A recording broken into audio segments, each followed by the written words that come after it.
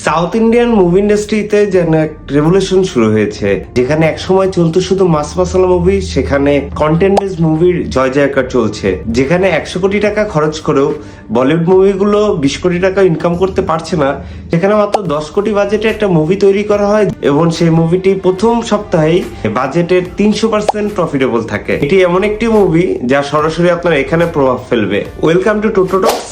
আজ কথা হবে রোমান্টিক জনরার সাথে কোর্টরুম ড্রামার এক অদ্ভুত combination, court state versus nobody নিয়ে। ধনী গরিবের ভালোবাসার মধ্যে যখন পুরো আইন ব্যবস্থার অনুপ্রবেশ ঘটে, তখন কাউকে না কাউকে আওয়াজ তুলতেই হয়। আর সেটা যদি করতে হয় আইনের মধ্যেই থেকে লজিক্যাল পয়েন্টগুলোর উপর বেস করে, তখন এমন একটা মুভি আমাদের সামনে আসে। মুভির প্রথম হাফে একটি টিনেজ কাপলের অপূর্ব সুন্দর রোমান্টিক গল্প আমাদের সামনে তুলে ধরা হয়েছে।